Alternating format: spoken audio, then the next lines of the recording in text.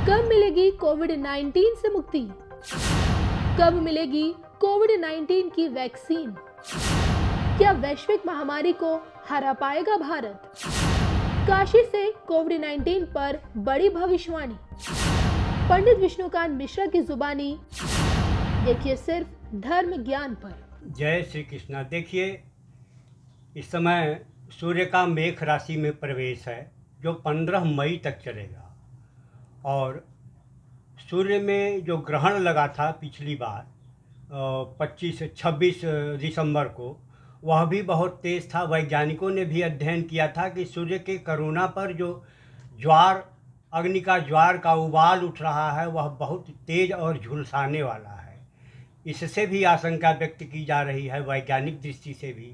और इस समय मकर राशि में शनि का, बृहस्पति का और राहु तथा प्लूटो का ये जो संयोग बन रहा है, दशा अंतरदशा के आंतरिक अंतर्द्वंद के कारण महाविनाश की एक परिभाषा रची जा रही है ग्रहों के द्वारा, जो भयानक विनाश लीला को अंजाम दे सकता है। देखिए, भगवान ने, श्री कृष्ण ने गीता में स्वयं कहा है कि मैं कालों का भी काल महाकाल हूँ। यदा यदा हि धर्मस्य ग्लानिर्भवति भारत अभ्युत्थानम अधर्मस्य तदात्मानं सृजाम्यहम्। तो भगवान बार बार इस धरा को, इस सौरमंडल को, मनुष्य को, प्राणी मात्र को पुनर्संशोधन करने के लिए, रिहेबिलेट करने के लिए अवतार लेते हैं। और भगवान, कुछ लोग कहते हैं कि इसका अंत कहाँ होगा, कहाँ जा कर के यह कोरोना मरेगा, कब शुरू हुआ है। मैं बताऊं कि यह एक ही रोग बार बार अपनी अवस्थाओं को बदल करके आता रहा है। हैजा, प्लेग, चेचक इत्यादि में भी यही रोग अपने रूप को बदल बदल करके आया है। और भगवान कहते हैं न रूपमस्येह तथोपलभ्यते न अंतौ न चादिर्न च संप्रतिष्ठा। तो कैसे जाएगा? अश्वत्थमेनं सुविरूढ़मूलम असंग शस्त्रेण दृढ़ेन छित्त्वा। काशी में कही गई है कि सटला त गैला।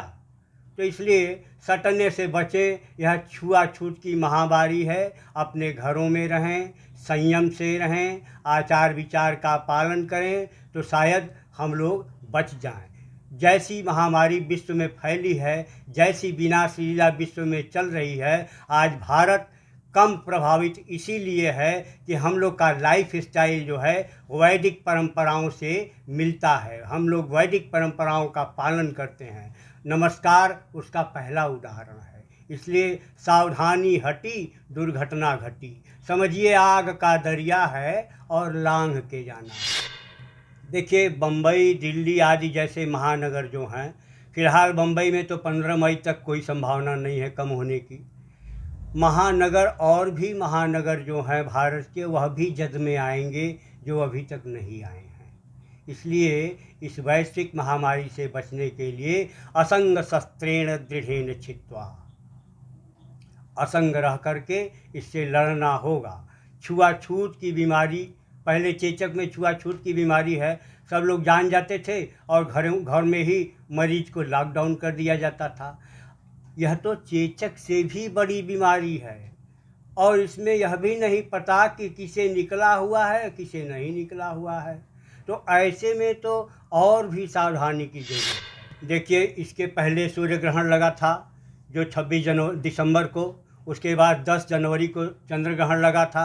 आने वाले समय में भी दो ग्रहण हैं, एक चंद्र ग्रहण और एक सूर्य ग्रहण। नवरात्रि के समय से भारत यहाँ पर ज़्यादा प्रभावित होने लगा था और अगले नवरात्रि में अर्थात सितंबर अक्टूबर के मध्य में कोरोना से भारत को कुछ मुक्ति मिलेगी और कुछ मुक्ति 15 मई के बाद से मिलनी शुरू हो जाएगी। लेकिन यह वैश्विक बीमारी जो है 2022 तक संभावना व्यक्त की जा सकती है कि पूरी तरह से समाप्त होगी। और इसका उपाय एक ही है, लॉकडाउन में रहें, परीक्षण का, जांच का दायरा बढ़ाएं और वैक्सीन का इजाद करें। जब तक वैक्सीन नहीं बन पाएगी तब तक हमारा यह रोग समूल नाश। अब हमारे भारत के वैज्ञानिक और हमारे आयुर्वेदिक ऋषि मुनि सब लोग लगे हुए हैं। कई तरह से इसके उपचार की विधियां उजागर हो रही हैं।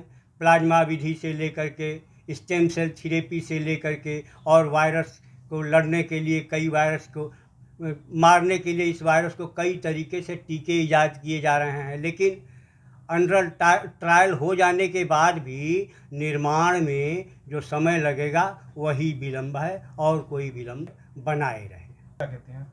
देखिए, ज्योतिष के हिसाब से इस वैक्सीन को बनने में भारत में मैं समझता हूँ कि 15 मई के बाद से इसका ट्रायल शुरू हो जाएगा कायदे से।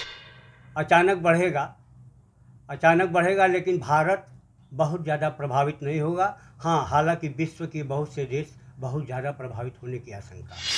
ज्योतिषाचार्यों की गणना के अनुसार इस महामारी का विनाश, समूल विनाश 2022 के पहले असंभव है। 2022 तक किसी भी तरह से कोई टीका आ जाए, बढ़िया टीका कोई बना ले तो इस तरह से महामारी का अंत हो जाए, लेकिन जिस तरह से यह व्यवस्था चल रही है, लगता नहीं है कि 2022 से पहले मरीज भी जांच कराने में कतरा रहे हैं। सोच रहे हैं कि हमको ले जाएंगे, लॉकडाउन में ले जाएंगे और हमें 4-5 दिन तक बंद कर देंगे, टेस्ट के नाम पर परेशान कर देंगे। इसलिए बहुत से लोग छिपे हुए हैं। जैसे जैसे जांच का दायरा बढ़ता जाएगा वैसे वैसे छिपे हुए लोग बाहर आते जाएंगे, और जब तक पूरी जनसंख्या ज्ञात नहीं हो जाएगी तब तक इस महामारी का विनाश असंभव है। साथियों, कोरोना संकट ने अपना सबसे बड़ा संदेश, अपना सबसे बड़ा सबक हमें दिया है, हमें सिखाया है और एक प्रकार से उस रास्ते पर चलने के लिए हमारा दिशा निर्देश किया है। और वो रास्ता क्या है, वो दिशा क्या है? इस कोरोना संकट से हमने अनुभव में पाया है कि अब हमें आत्मनिर्भर बनना ही पड़ेगा। बिना आत्मनिर्भर बने ऐसे संकटों को झेल पाना भी मुश्किल हो जाएगा। गांव अपने स्तर पर अपनी मूलभूत आवश्यकताओं के लिए आत्मनिर्भर बने, जिला अपने स्तर पर, राज्य अपने स्तर पर, और इसी तरह हमारा ये पूरा हिंदुस्तान कैसे आत्मनिर्भर बने, अपनी आवश्यकताओं की पूर्ति के लिए हमें कभी भी बाहर का मुंह नहीं देखना पड़े, ये तय करने का ये सबक हमें सीखा है।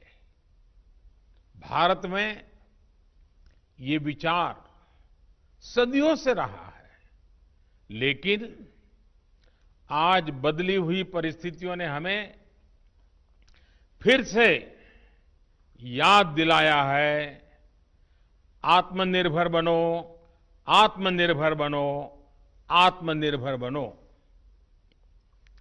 हमारे देश की ग्राम पंचायतों की इसमें बहुत बड़ी भूमिका है। मजबूत पंचायतें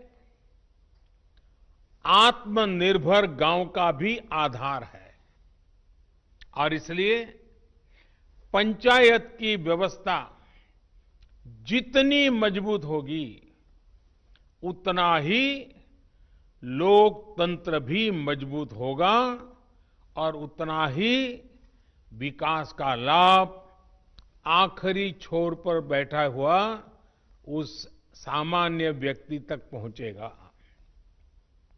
साथियों, इसी सोच के साथ सरकार ने पंचायती राज से जुड़ी व्यवस्थाओं को, इंफ्रास्ट्रक्चर को आधुनिक बनाने के लिए निरंतर काम किया है।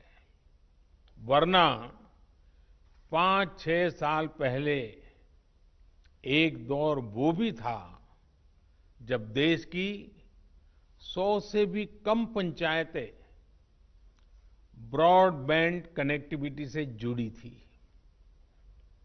आज 1.25 लाख से ज्यादा पंचायतों तक ब्रॉडबैंड पहुंच चुका है।